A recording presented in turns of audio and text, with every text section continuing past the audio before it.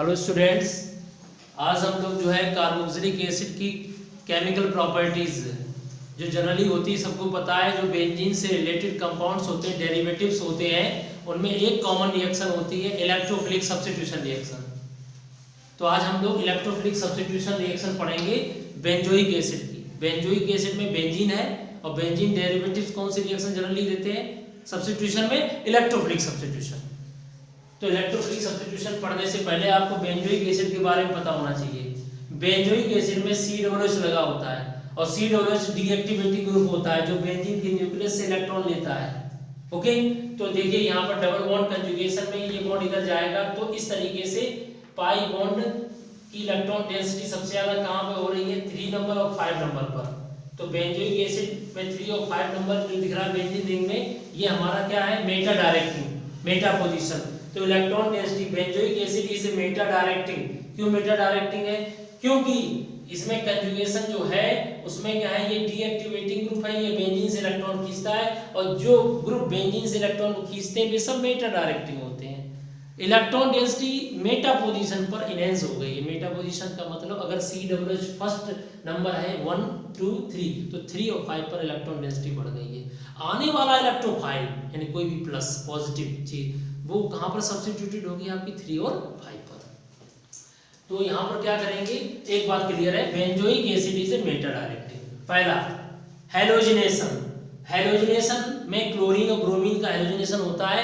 Fluorine direct halogenation नहीं करता fluorine, क्योंकि फ्लोरीन एक्सप्लोसिव रिएक्शन देगा, क्योंकि फ्लोरीन इज मोर रिएक्टिव और आयोडीन लेस रिएक्टिव होता है तो आयोडीन नहीं लेते। तो हम क्लोरीनेशन कराएंगे और ब्रोमिनेशन कराएंगे। तो क्लोरीनेशन ब्रोमिनेशन कोई भी ले सकते हो, इसलिए मैंने X2 ले लिया। तो क्लोरीन की रिएक्शन करो चाहे ब्रोमीन की। और यहाँ पर लुईस एसिड क्यों है?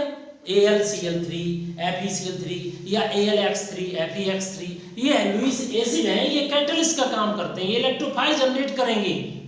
और इलेक्ट्रोफाइल जो जनरेट करता है इसलिए इसको यहाँ इस्तेमाल किया गया, क्योंकि ये डीएक्टिवेटिंग कर रहा है, ये बेंजीन से इलेक्ट्रॉन खींच रहा है COOH, तो बेंजीन को डीएक्टिवेट कर रहा है, इसलिए हमें यहाँ कैटलिस्ट लेना पड़ेगा इलेक्ट्रोफाइल बनाने के लिए।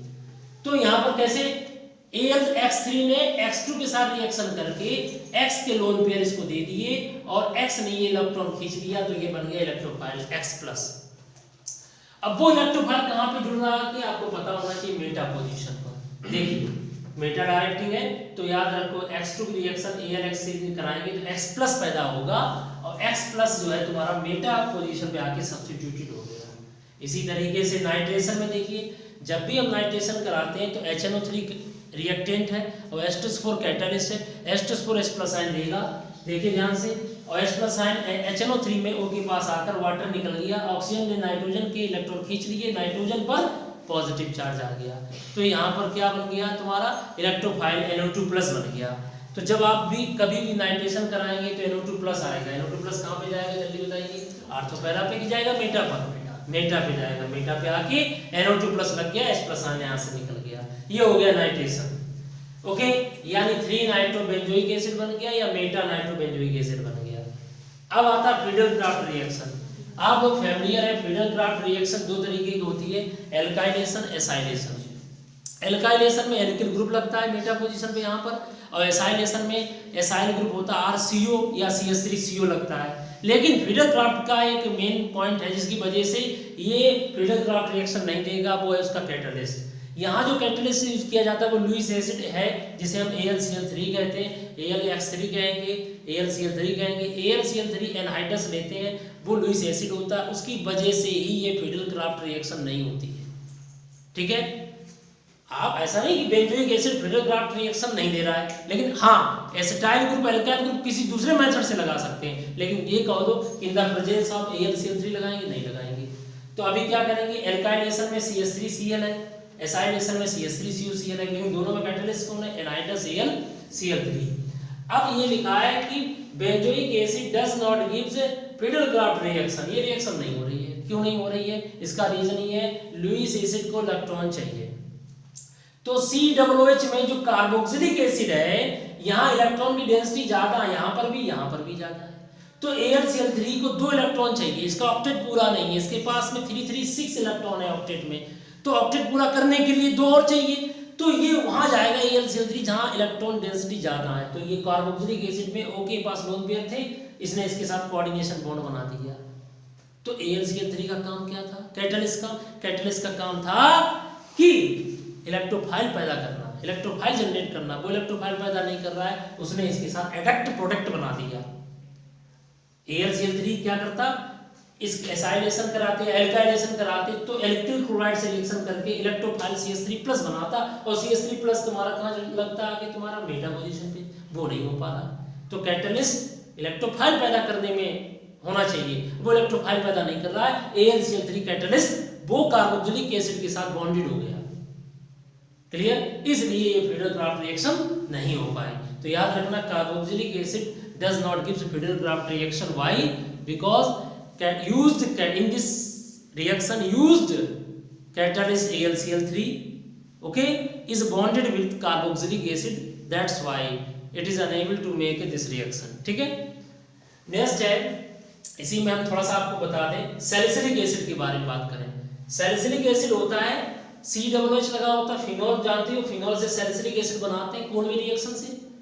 तो ये सैलिसिलिक एसिड है, इसका अगर हम इलेक्ट्रोफिलिक सब्स्टिट्यूशन रिएक्शन कराते हैं, जैसे कि हमने सल्फोनेशन कराया, नाइट्रेशन कराया और ब्रोमिनेशन कराते हैं, तो सल्फोनेशन में SO3H कहाँ लगेगा? तो ओरिएंटेशन का ध्यान रखिए, OH का पैरा सामने हो गया, COOH मेटा डायरेक्टिंग है, डीएक्टिवेटिंग ग्रुप है, ये एक्टिवेटिंग ग्रुप है, तो इसका मेटा कहाँ हुआ जाके 1 2 3 यहाँ पर 1 2 3 यहाँ पर। तो याद रखो, इसके हिसाब से ये दो पोजीशन स्थान खाली है, और इसके हिसाब से सामने वाला ये खाली है पैरा, और बगल में ये वाला आर तो खाली है। ये आर तो यहाँ पर ऑलरेडी कोई है, तो आने वाला इलेक्ट्रोफाइल या तो यहाँ पे लगेगा, ओके, क्योंकि दोनों की पोजीशन, दोनों की वजह से इलेक्ट्रॉन डेंसिटी यहाँ ज्यादा बढ़ेगी, इसके रिस्पेक्ट में मेटा, इसके रिस्पेक्ट में पैरा। तो इसलिए यहाँ पर SO3H इलेक्ट्रोफाइल तुम्हारा कहाँ लगा कि COOH के हिसाब से मेटा पर और OH के हिसाब से पैरा पे लगा के, ओके। नाइट्रेशन कराते हैं तो यही चीज नाइट्रेशन में हो गई। लेकिन क्या होता है, HNO3 जब ज्यादा मात्रा में लेते हैं, मतलब नाइट्रेशन कराते हैं, तो NO2 यहाँ भी आ गया, यहाँ भी आ गया, और COOH को रिप्लेस कर दिया, यानी COOH का डिकम्पोजिशन हो गया, ये पिक्रिक एसिड बन गया, 2,4,6 ट्राइनाइट्रोफिनॉल बन गया। अगर हम इक्वस मीडियम में ब्रोमिनेशन कराते हैं तो Br+ बहुत ज्यादा थे, तो Br+ कहाँ लगेंगे? COOH के हिसाब से ये हो गया और यहाँ पे लग गया, लेकिन जो यहाँ पर COOH भी हट गया। समझ में आ गया? तो याद रखना कि ये तो सिंगल आपका सब्स्टिट्यूशन रिएक्शन दे रहा है, okay, but nitration and bromination both decompose the carboxylic group, दोनों कार्बोक्सिलिक ग्रुप को हटा देंगे, और क्या लग जाएगा उस स्थान पर? Br+ लग जाएगा और NO2+ लग जाएगा। तो बच्चों, आज का ये हमारा टॉपिक इलेक्ट्रोफिलिक सब्स्टिट्यूशन रिएक्शन से रिलेटेड था। कमेंट्स करिएगा, कोई प्रॉब्लम हो तो आप उसको शेयर कर सकते हैं कमेंट बॉक्स में जाके। Thank you very much.